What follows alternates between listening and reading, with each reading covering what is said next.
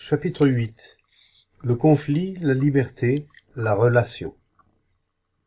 Le conflit entre la thèse et l'antithèse est inévitable et nécessaire. Il permet la synthèse, de laquelle naît une nouvelle thèse et l'antithèse qui lui correspond, et ainsi de suite. Il n'y a pas de fin au conflit, et c'est uniquement grâce au conflit qu'il peut exister une poussée en avant, un progrès. Le conflit nous aide-t-il à comprendre nos problèmes? Conduit-il au progrès, à l'évolution? Il se peut qu'il permette des améliorations mineures, mais le conflit n'est-il pas par essence générateur de désagrégation? Pourquoi estimez-vous que le conflit est tellement essentiel? Nous connaissons tous le conflit à tous les niveaux de notre existence. Alors pourquoi le nier ou refuser de le voir? Nul ne refuse de voir la constante lutte intérieure et extérieure. Mais, si vous permettez, pourquoi pensez-vous que le conflit est essentiel? Le conflit ne peut être nié, il est partie intégrante de la structure humaine, et c'est un moyen qui nous permet d'obtenir la fin, cette fin étant l'environnement adéquat pour l'individu. Tous nos efforts sont tendus vers ce but, et nous utilisons tous les moyens pour y parvenir. L'ambition, le conflit sont des caractéristiques humaines que l'on ne peut ni blâmer ni louer en l'homme. C'est le conflit qui nous permet d'accéder à de plus grandes choses. Qu'entendez-vous par conflit? Conflit entre quoi et quoi? Entre ce qui a été et ce qui sera. Le « ce qui sera » est une nouvelle réponse de ce qui a été et ce qui est. Par conflit, nous voulons parler de la lutte entre deux idées opposées. Mais l'opposition, sous quelque forme qu'elle soit, peut-elle déboucher sur la compréhension? Quand intervient la compréhension d'un quelconque problème? Il y a le conflit de classe, le conflit national, le conflit idéologique. Le conflit est une opposition, une résistance due à l'ignorance de certains faits historiques fondamentaux. C'est grâce à l'opposition qu'existe l'évolution, le progrès, et c'est le processus tout entier qui constitue la vie.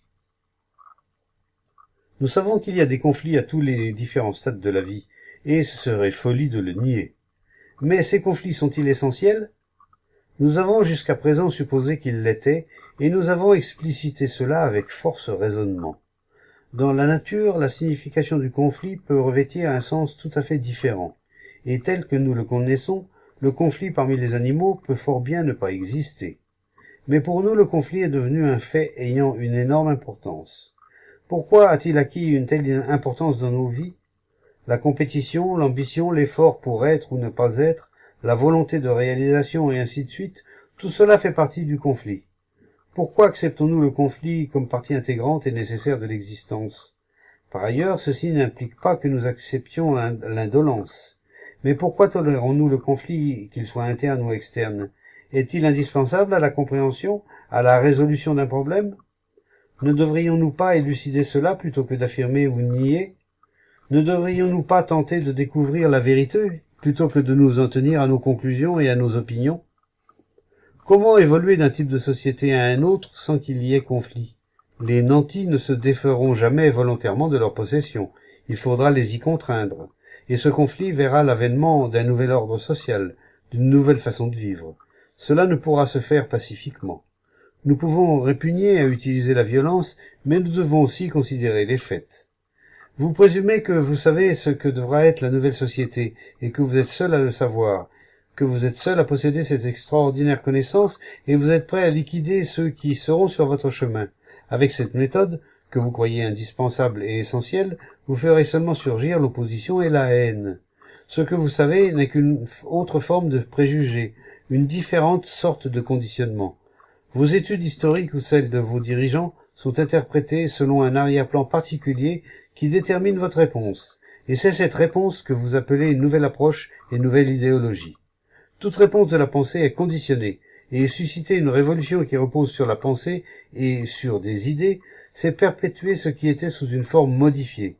Vous êtes des réformateurs beaucoup plus que des révolutionnaires.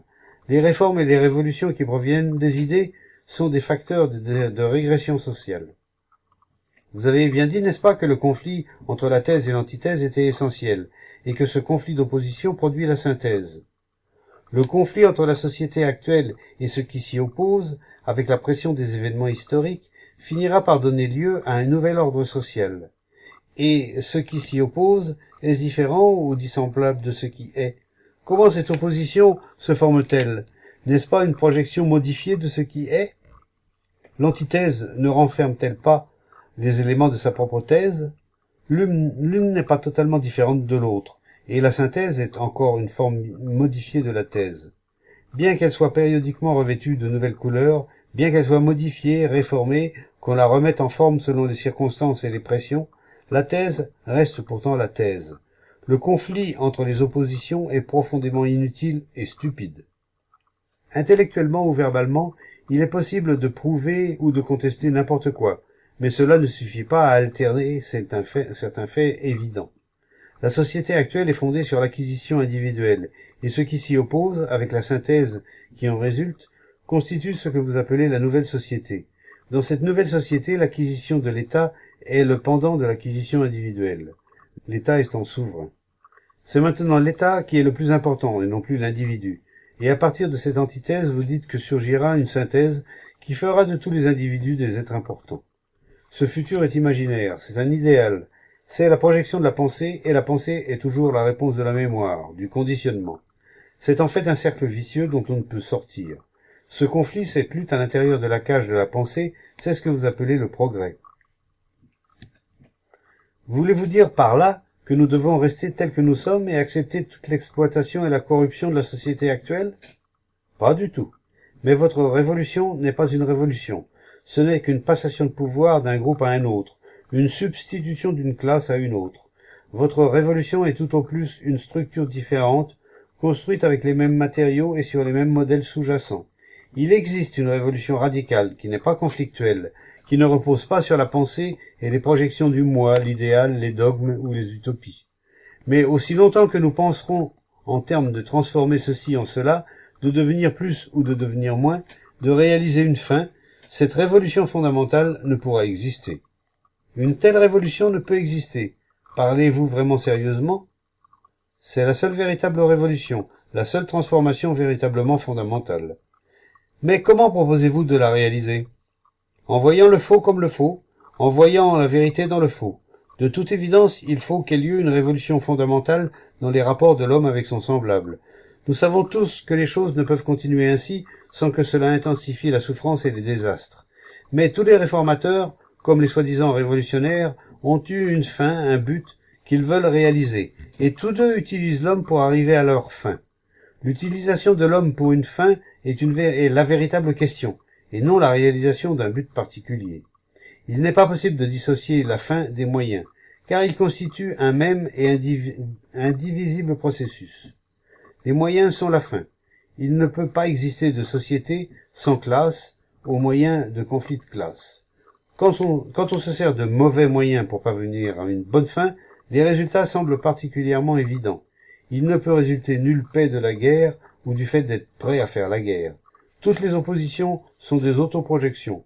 L'idéal est une réaction à ce qui est, et le conflit qui s'installe quand on veut parvenir à cet idéal est une lutte vaine et illusoire à l'intérieur de la cage de la pensée.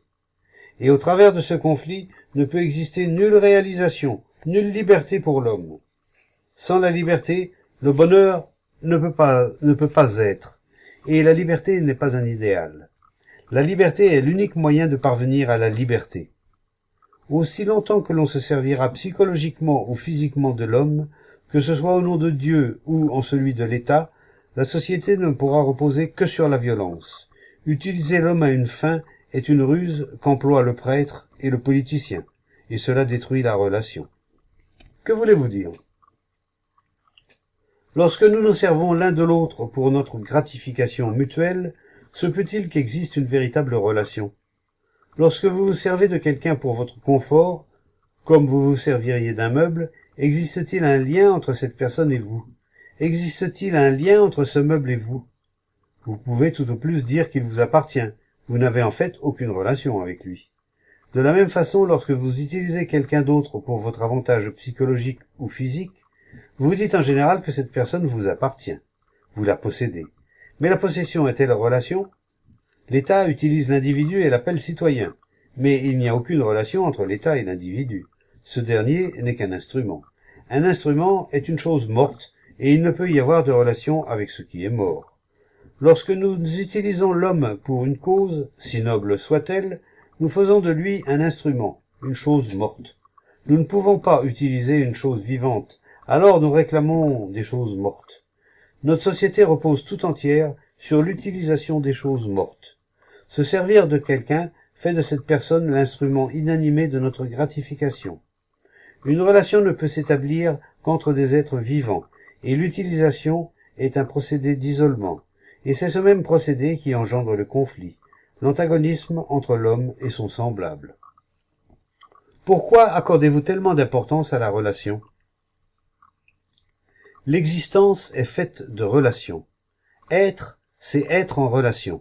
Ce sont les relations, les rapports humains, qui constituent la société. La structure de notre société actuelle, fondée sur l'utilisation mutuelle, suscite la violence, la destruction et la misère. Et si le soi-disant État révolutionnaire ne modifie pas fondamentalement cet usage de l'un par l'autre, cela ne pourra déboucher peut-être à des niveaux différents que sur d'autres conflits, la confusion et l'antagonisme. Aussi longtemps que nous aurons psychologiquement besoin de l'autre et que nous l'utiliserons, il ne pourra s'installer de véritables relations. La relation est une communion. Comment peut-il y avoir de communion dans l'exploitation? L'exploitation implique la peur, et la peur conduit inévitablement à toutes sortes de confusions et de souffrances. Le conflit réside dans l'exploitation, non dans la relation. Le conflit, l'opposition, l'inimitié existent entre les hommes, lorsqu'on se sert de quelqu'un d'autre comme moyen de plaisir, de réussite. De toute évidence, on ne peut résoudre ce conflit en l'utilisant comme moyen pour atteindre un but d'autoprojection. Et tous les idéaux, toutes les utopies, sont des projections de soi. Il est essentiel de comprendre cela, car nous expérimentons alors la vérité selon laquelle le conflit, sous toutes ses formes, détruit la relation et la compréhension mutuelle. C'est seulement quand l'esprit est tranquille qu'il peut y avoir compréhension. Et l'esprit n'est pas tranquille lorsqu'il est soumis à une quelconque idéologie, à un dogme, à une croyance, ou lorsqu'il est limité par les modèles de sa propre expérience et de sa mémoire. L'esprit n'est pas tranquille lorsqu'il tente d'acquérir ou de devenir. Toute acquisition débouche sur le conflit. Tout devenir engendre un processus d'isolement. L'esprit n'est pas immobile lorsqu'il est discipliné, contrôlé et vérifié. Un tel esprit est un esprit mort. Il s'isole à travers diverses formes de résistance et c'est ce qui crée inévitablement la souffrance pour lui-même et les autres. L'esprit n'est tranquille que lorsqu'il n'est pas pris dans la pensée, qui est le filet de sa propre activité. Lorsque l'esprit est tranquille, mais non lorsqu'on le rend tranquille, un nouveau et authentique facteur, l'amour, entre en existence.